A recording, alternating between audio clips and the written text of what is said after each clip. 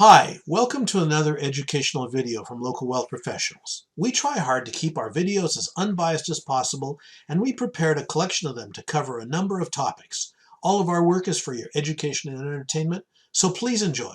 Just remember that if you love one of our ideas and want to use it for yourself, even if you're an experienced investor, we strongly recommend running it by a competent investment professional first to make sure it will be suitable for your portfolio. So thanks for watching, and let's get going. Today's topic is protect your wealth. Today's markets are more expensive than they've ever been. A typical second chance to get out has formed. We hope that your advisor planner is not reverting to the buy and hope or portfolio rebalancing rhetoric as an excuse to not do anything meaningful. You see slide 2, suggested terms of use and disclaimer? We've already pretty much talked about that, but you can check it out for yourself. As well, read about Tom Doucement, who's the founder of Local Wealth Professionals and retired from a 21-year career as a wealth advisor from one of Canada's big 5 bank-owned firms. And throughout his career, Tom had a passion for financial education, and now that he's unencumbered by the constraints of the financial services employer, he's developed a platform called LocalWealthProfessionals.com, and you can check that out at your leisure.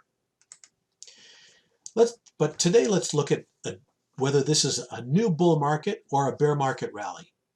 Going back as far as the 1929 crash, initial bear market drops are usually followed by a bear market rally. And these rallies can be significant, as big as 30 or 50%. Is this one any different? Yes, some indices went to new highs, but be careful. US stock indices are not equal market weighted.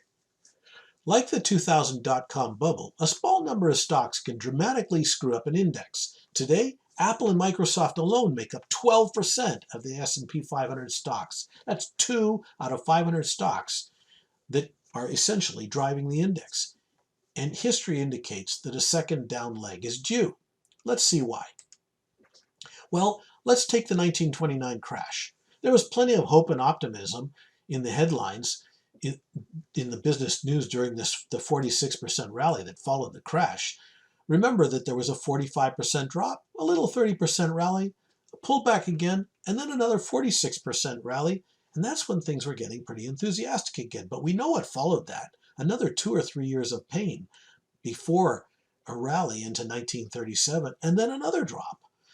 So let's look at this a little further.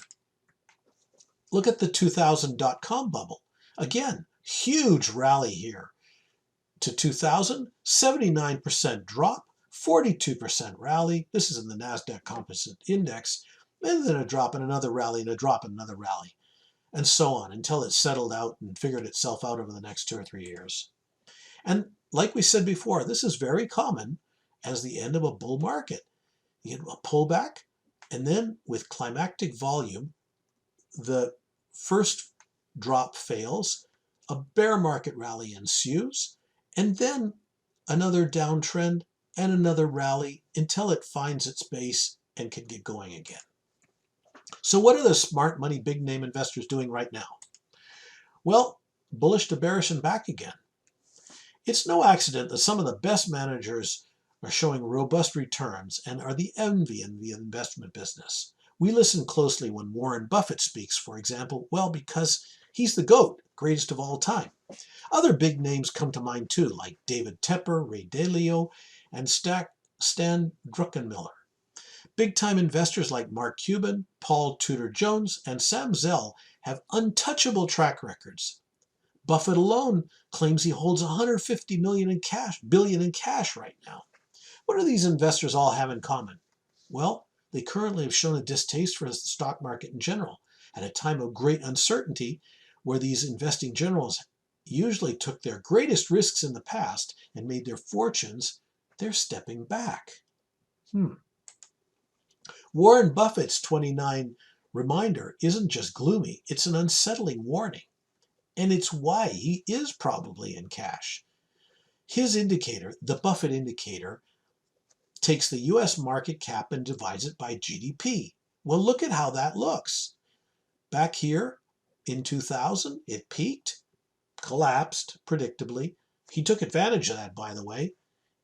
And then in 2008, he took advantage hugely again and the markets rallied, but look at what's going on this time. First of all, it's even higher than it was back in 2000, and it just doesn't make any sense to him. Profits and valuations eventually will have to justify current stock market levels. Historically, are stock markets cheap or fairly valued, or what? Look how far the US stock market PE is from the historic norm.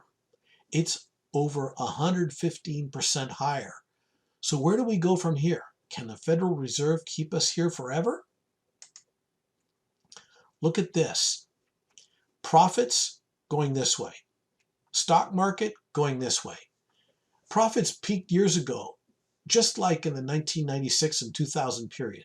Notice how the S&P 500 tends to follow the after-tax corporate tax profits most of the time in a reasonable market. After-tax corporate profits are going to have to be up 50% from here. Higher than the previous record, the stock market has to fall. Which do you think is going to happen with today's pandemic situation?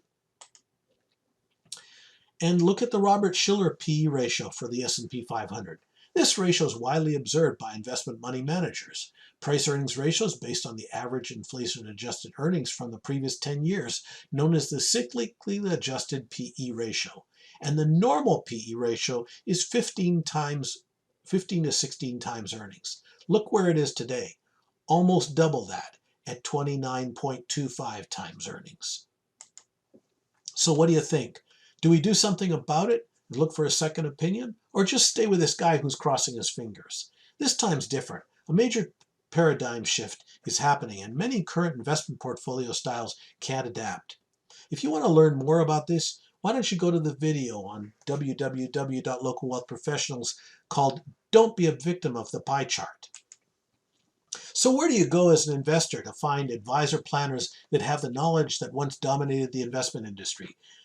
Where do you have access to a first-rate investment course? A fully licensed full-service advisor who is knowledgeable in most investments and styles. Advisors that can adapt to this paradigm shift. One that seeks many sources of outside research as well as their own and that of their firms.